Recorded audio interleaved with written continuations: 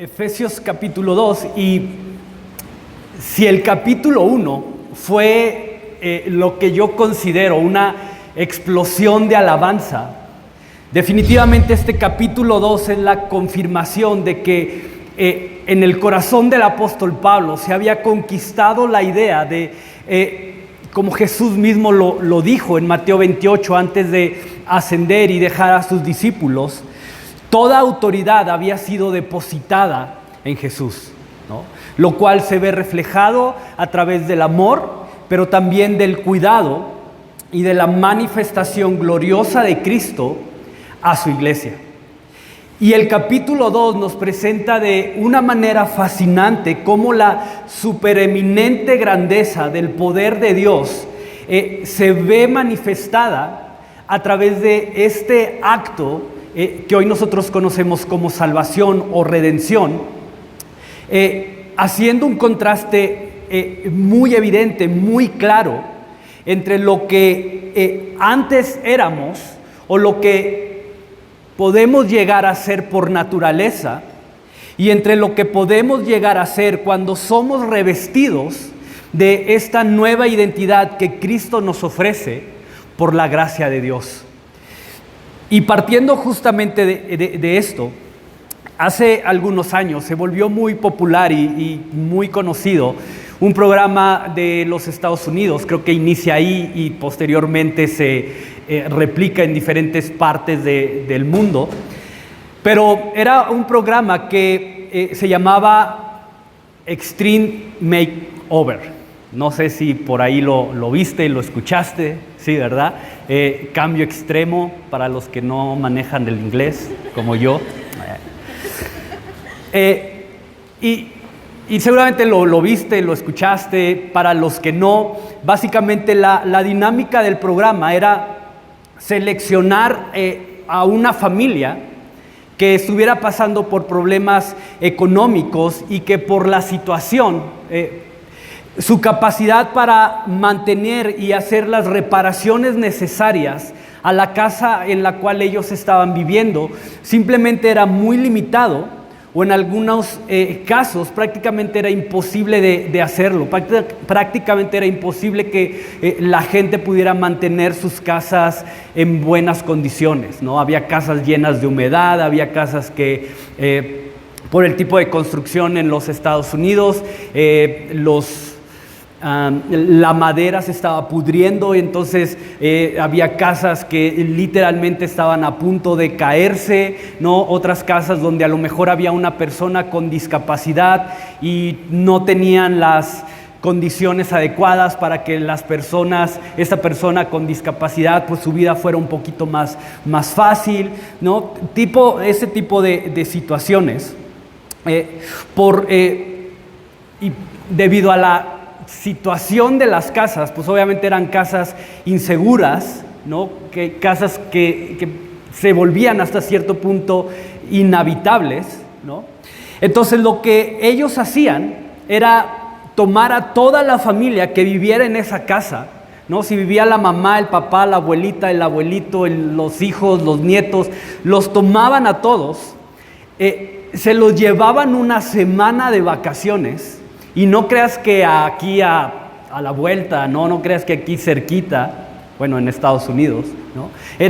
Se los llevaban a las Bahamas, se los llevaban al Caribe, a Hawái, a Disney World, durante una semana, toda una experiencia increíble, ¿no? Y mientras ellos estaban de vacaciones, sufriendo, ¿verdad?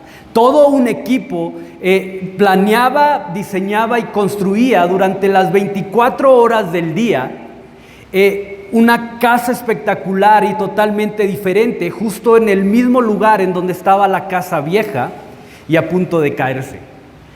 Y entonces cuando traían a la familia de regreso de las vacaciones, en lugar de encontrarse con su antigua casa, encontraban una casa totalmente renovada, totalmente limpia y completamente en orden, ¿no? Y ya sabes, la emoción, ¿no? Todos llorando de felicidad, abrazándose, recorriendo la casa, recorriendo los nuevos espacios, ¿no? Y porque aparte te venden o en medio de todo esto te venden la historia de cómo, de todos los problemas, entonces es un drama, ¿no? Terminas también tú que lo estás viendo, terminas ahí llorando y alegrándote al final con ellos por lo que pudieron hacer, ¿no? Y regresando a Efesios, o entrando a Efesios, el capítulo 2 literalmente nos muestra este extreme makeover que Dios tiene que hacer en nosotros al restaurar nuestra vieja naturaleza y al poner en nosotros una nueva identidad a través de la cual ahora tenemos la capacidad de hacer evidente un antes y un después de que su gracia nos toma y nos posiciona, como dice Pablo, en esos lugares celestiales. Así que para poder ver más profundamente esto, voy a leerte los primeros 7 versículos del capítulo 2. Así que si ya estás ahí, sigue la lectura o simplemente pon atención. Dice: y Él les dio vida a vosotros cuando estabas muertos en vuestros delitos y pecados, en los cuales anduviste en otro tiempo, siguiendo la corriente de este mundo, conforme al príncipe de la potestad del aire, el espíritu que ahora opera en los hijos de desobediencia, entre los cuales también nosotros vivíamos en otro tiempo en los deseos de nuestra carne, haciendo la voluntad de la carne y de los pensamientos, y éramos por naturaleza hijos de ira, lo mismo que los demás. Pero Dios, que es rico en misericordia, por su gran amor con que nos amó, aun estando nosotros muertos en pecados, nos dio vida juntamente con Cristo. Por gracia son salvos. Y juntamente con Él nos resucitó, y asimismo nos hizo sentar en los lugares celestiales con Cristo Jesús, para mostrar en los siglos venideros las abundantes riquezas de su gracia en su bondad para con nosotros en Cristo Jesús. Definitivamente, si hay algo que llama mi atención al considerar todo el contexto de la carta, es porque Pablo ve necesario mencionarle a una iglesia, como la iglesia de Éfeso, una condición que ha quedado atrás mediante la obra de Jesús. Es decir, porque Pablo va a tomar tiempo, va a tomar tinta, va a tomar papel para escribirle a la iglesia y decirles: hey, en otro tiempo estaban muertos y delitos y pecados, y en otro tiempo anduvieron tras la corriente de este mundo que es movido por la influencia de Satanás. ¿Por qué? Especialmente cuando la iglesia de Éfeso es una iglesia que, como el mismo Pablo lo va a mencionar en el capítulo 1, es una iglesia que ha podido ser construida y que ha madurado sobre 2 plataformas sumamente fuertes, como lo es la fe en Jesús y el amor por todos los santos. Sin fe es imposible agradar a Dios, dice el mismo Pablo. Y esta iglesia era conocida por esta fe.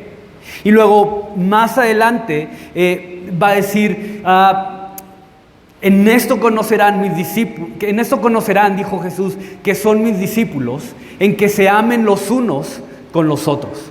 Entonces vemos que hay estos 2 elementos súper fuertes en la iglesia: fe y amor por los santos. Y no lo sé, pero creo que parte de la respuesta a esto, creo que parte del por qué Pablo va a tomar este tiempo para recordarles esto a la iglesia, es porque tiene que ver con la capacidad que tú y yo tenemos de tan fácilmente olvidar quiénes realmente somos, y la capacidad que tenemos de olvidar tan fácilmente la profundidad a la que Dios tuvo que descender para rescatarnos.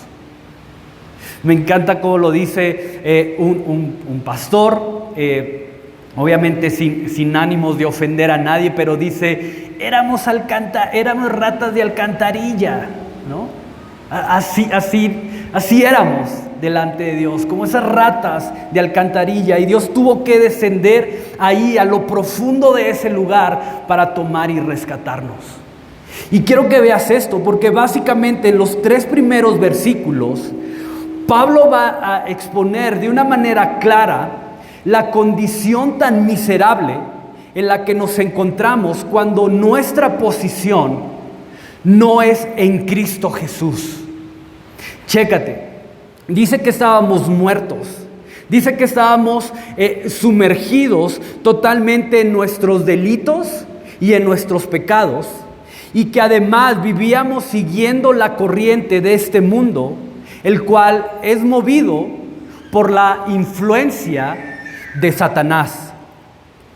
Ahora, quiero que veas este detalle, porque el versículo 3 básicamente nos presenta de manera clara cómo se ve, cómo luce alguien que está siendo arrastrado por la corriente de este mundo.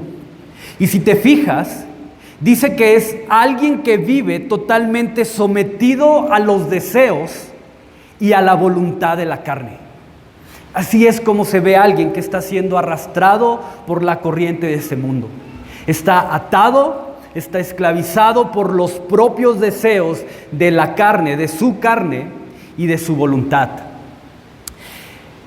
Y no sé si sabías esto, déjame contarte esto, pero en el agua o en los cuerpos de agua hay diferentes tipos de corriente, ¿no? Está la corriente que a lo mejor conoces, la típica corriente que viene bajando, ¿no? Y es caudalosa, ¿no? Si ha llovido mucho o si la inclinación es muy prolongada, pues obviamente la corriente es sumamente fuerte y arrasa con cualquier cosa que se le ponga enfrente. Pero hay otras corrientes que son casi imperceptibles, especialmente porque son corrientes que son un poco más por debajo de la superficie, ¿no? Es decir, tú ves el cuerpo de agua, lo ves tranquilo, pero por debajo hay corrientes que están pasando, ¿no? Y déjame platicarte cómo supe esto, una experiencia que tuve a través de esto. Ya tiene como 20 años, fuimos a Cancún, unos amigos, y estábamos en la orilla, ¿no? O sea, no muy retirado de la orilla, y a mí el agua me llegaba más o menos aquí, y no sé si has visto fotos, si has ido a Cancún, sabes que hay playas en Cancún que parecen albercas, ¿no? Donde el movimiento del agua es bien mínimo, ¿no? Entonces estábamos ahí, estábamos platicando, estábamos riéndonos, ¿no? Estábamos muy metidos en lo que estábamos haciendo, en la conversación, pero llegó un punto en el que sin darnos cuenta, literal, sin darnos cuenta, empezamos a flotar y a tener que hacer los movimientos para no irnos hacia abajo. Pero creo que eso fue también tan imperceptible para nosotros que nos dimos cuenta que ya nos habíamos alejado de la orilla y que ya estábamos en un punto en donde nuestros pies no pisaban, cuando mi amigo comenzó a cansarse, ¿no? Fue como, estábamos así como que, oye, ya me cansé, ¿no? Y de repente como que yo también entro así en conciencia y, oye, sí es cierto, y volteo y la orilla estaba bien lejos, ¿no? Y mi amigo se empezó como a entrar en desesperación porque ya se había cansado, y entonces empezó a querer salir, y en vez de salir se empezaba a hundir. Gracias a Dios yo sé nadar más o menos bien, y lo pude sacar, ¿no? Tragó agua y se comió un pez y no sé qué tanto, nada, esa es broma, pero sí empezaba ya a tragar agua en su desesperación. Entonces gracias a Dios lo pude como ir aventando, o sea, lo agarraba de la cintura, me sumergía, lo agarraba de la cintura, lo aventaba y otra vez, y así me lo llevé hasta que llegamos a un punto en donde él ya se pudo parar, ¿no? Pero era por esto, ¿no? Por esta corriente tan imperceptible para nosotros, que cuando nos dimos cuenta ya estábamos lejísimos y en peligro, ¿no? Y cuando Pablo habla de seguir la corriente de este mundo, realmente se asemeja más a este tipo. No una corriente caudalosa, no una corriente que hace ruido, no una corriente a la cual le pones algo y lo arrasas, sino una corriente que es mucho más imperceptible, que te lleva sin darte cuenta, una corriente que sin poder percibirlo de manera clara, poco a poco nos va alejando de un lugar seguro. Por eso, si te das cuenta, Pablo hace una aparente división entre delitos y pecados, como si fueran cosas aisladas o diferentes. Él les dio vida a vosotros cuando estaban muertos en vuestros delitos y pecados. Y te repito, pareciera que Pablo está hablando de dos temas diferentes o de dos clasificaciones que son diferentes, pero si vamos al original de la palabra delito, vamos a encontrar que se traduce del griego paraptoma, ahí lo puedes leer, que básicamente nos da la idea de dar un paso en falso, ¿no? Ay, así como el de ahorita. O el de resbalarte poco a poco, ¿no? Y un ejemplo tal vez más claro de esto es cuando un niño se sube por la resbaladilla, pero por el lado de donde te resbalas, ¿no? Y va subiendo así para arriba, y ya cuando va a llegar a la cima se suelta para agarrarse, pero se resbala y empieza como, ¿no? Es esa idea, ir resbalando poco a poco, alejándote de un punto.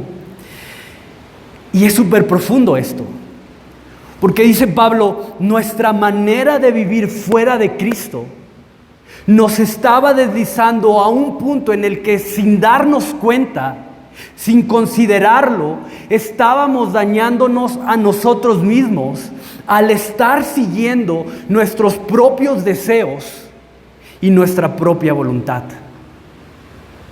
Y tienes que saber esto, porque el pecado, de acuerdo a cómo Pablo lo presenta aquí, nunca termina en un solo acto. Es decir, el pecado siempre termina por llevarnos más lejos de lo que creemos o de lo que consideramos. Porque el pecado no es estático. El pecado no se detiene en simplemente la mentira con la que mentí para salir del problema. No sé, cualquier cosa que podamos llegar a considerar como pecado. No se detiene ahí.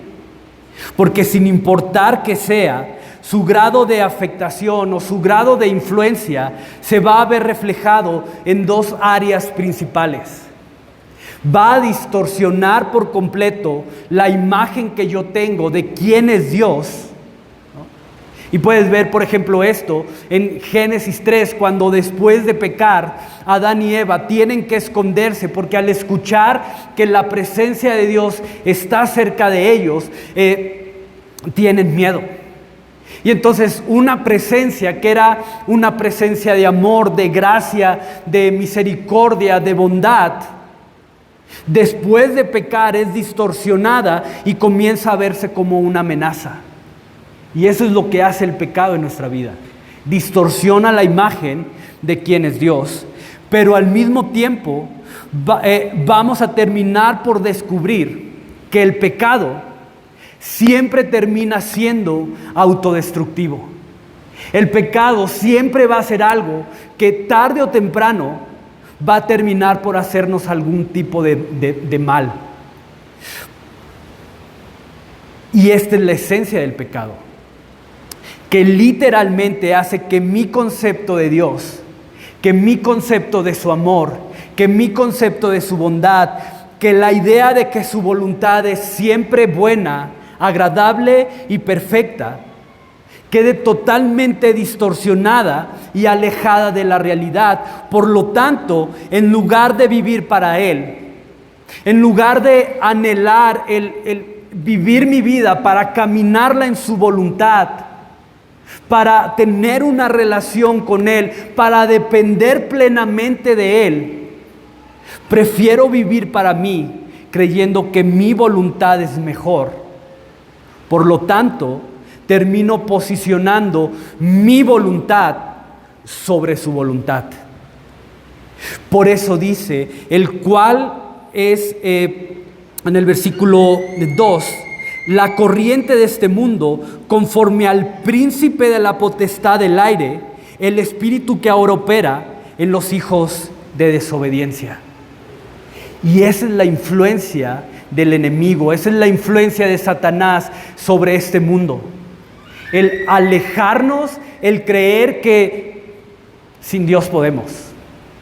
El creer que somos mejores que Dios, el creer que nosotros tenemos las respuestas, el creer que no dependemos de ese Dios, que nosotros podemos. Con que Dios dijo no comas de esto. No, no es cierto. Él sabe que el día que tú comas de Él, serás igual a Él. Y Él no quiere eso. Él no quiere que seas igual que Dios. Pero mira, no pasa nada, come. Y esa es la influencia del enemigo hasta el día de hoy. No tiene otra arma, no tiene otro método, siempre ha sido el mismo. Llevarnos a creer que sin Dios podemos. Llevarnos a creer que la vida sin Dios es fácil. Llevarnos a creer que mi voluntad es mejor. Pero ojo, porque una visión incorrecta de Dios termina por darme una visión distorsionada del pecado. Déjame repetir eso. Una visión distorsionada de Dios, equivocada de Dios, termina dándome también una visión distorsionada del pecado.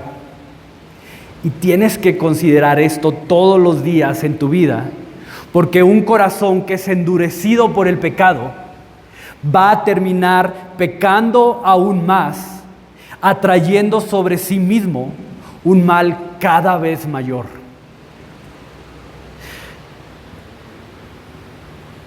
Y pudiéramos poner muchos ejemplos de eso, pero creo que es claro. Entre más peco, entre más endurece mi corazón por el pecado, sin darme cuenta, estoy atrayendo más mal sobre mi vida. Me encanta cómo, y lo he mencionado varias veces a esta persona, pero a Ixa de López, una escritora, ha escrito varios libros, resume esta frase diciendo que la maldad más profunda, que el pecado, nunca te va a gritar a la cara, ¿no? El pecado, la maldad es mucho más sutil que eso. Dice, te va a convencer con murmullos, te va a convencer con palabras dulces y siempre como que es una buena idea. Y solo piénsalo.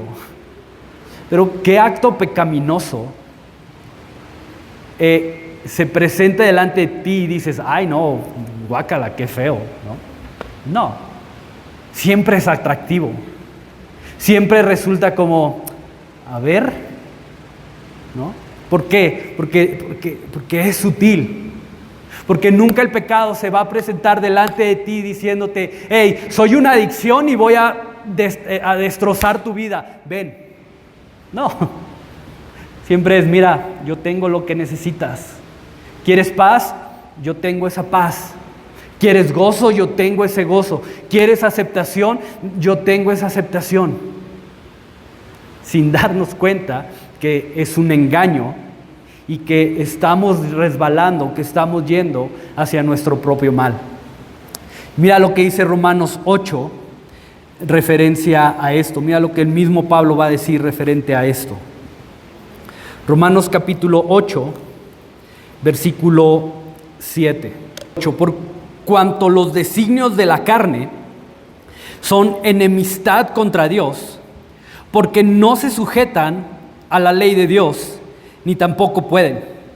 Y los que viven según la carne no pueden agradar a Dios. Entonces, quiero que veas lo profundo de esto, porque la consecuencia de estar cegado ante la realidad de quién es Dios, cuando mi concepto de Dios está distorsionado, es que me va a llevar a despreciar el valor real e incomparable que Dios tiene, pero al mismo tiempo termino perdiendo de vista lo perdido y la condición de miseria en la que me encuentro, ignorando que lo único que el pecado hace es dejarme vacío, dejarme insatisfecho y dejarme completamente roto. Y lo triste de esto es que, al igual que cuando soy arrastrado por una corriente de agua, no hay nada que yo pueda hacer para poder librarme de esta condición mortal. Y entonces Dios tiene que aventar sus salvavidas. Entonces Dios tiene que venir a nuestro encuentro. Y por eso, como lo he dicho antes, Jesús lo cambia todo. Y en medio de nuestra miseria, en medio de nuestra condición que nos condenaba a vivir bajo una posición de culpa, a vivir bajo una posición de soledad, a vivir bajo una posición de temor, de estar atado a mi pasado y afanado al futuro, un pero Dios hizo eco en la eternidad, motivado por la influencia de su amor. Ese amor con que nos amó, como dice el versículo 4, ese amor que permanece, ese amor que es sin condición, ese amor que es salvaje y que venció la oscuridad, y por medio de ese amor, dice Pablo, nos dio vida. Cambió nuestra condición, nos rescató, nos llevó de muerte a vida. De estar deslizándonos a lo más profundo, dice Pablo, nos toma y nos lleva a lugares celestiales y nos posiciona juntamente con Él. Y sabes, y escucha esto, pero para que el amor sea real, para que el amor sea auténtico, tiene que existir la posibilidad de elegir no amar. Déjame repetir eso. Para que el amor sea real, para que el amor sea verdaderamente auténtico, no solamente tiene que ser probado, sino que además tiene que existir la posibilidad de que yo pueda elegir no amar. Sí, piensa en esto. Si Dios tuviera que amarnos, si Él estuviera obligado a hacerlo, pues ya los formé, ya los hice, ya no me queda otra opción, los tengo que amar. Si eso hubiera pasado, simplemente el amor del cual Pablo habla aquí sería un amor condicionado, sería un amor forzado, y por consecuencia no sería un amor real ni puro. Pero me encanta, porque lo horrendo de mi pecado, lo mortal de mi condición, exhibe la grandeza del amor de Dios. Y si hay algo que verdaderamente hace que mi corazón explote de alabanza, es esto: que habiendo la posibilidad de no hacerlo, existiendo la posibilidad de escoger el no amarme, Dios escogió sobre mi culpa y la realidad de mi condición de pecado, amarme. ¿Por qué no me destruyó cuando pequé? ¿Por qué no simplemente cuando Adán y Eva comen de ese fruto, del fruto prohibido, por qué no en ese instante pulveriza todo y dice: ok, voy a comenzar de nuevo? Porque Dios dejó la opción abierta para decir: ok, bajo esta condición en la cual hoy mi creación se encuentra, ¿la voy a amar o la voy a desechar? Y Dios inclina su corazón y dice: los voy a amar y los voy a rescatar y voy a hacer todo lo que sea necesario. Voy a dar a mi hijo en sacrificio para que ese rescate sea posible, por amor, no por obligación. Un sacrificio perfecto que cambió nuestra condición. Un sacrificio perfecto que cambió la historia, un sacrificio que selló el pacto eterno para darnos una nueva identidad y una nueva esperanza en donde ya no vivo yo, mas ahora Cristo vive en mí. Pero, ¿sabes? Creo que hasta que no sientas verdaderamente el peso de lo que es estar perdido, hasta que no sientas verdaderamente el peso de lo que es no tener una esperanza, hasta que no entiendas que no hay nada que tú puedes hacer para salir de esta condición en la que te encuentras, de esta corriente en la cual probablemente hoy estás y que te está llevando a la destrucción, es cuando verdaderamente entenderás el valor de cada gota de sangre derramada de Jesús en la cruz. Y quiero terminar leyéndote Romanos capítulo 6, versículo 12.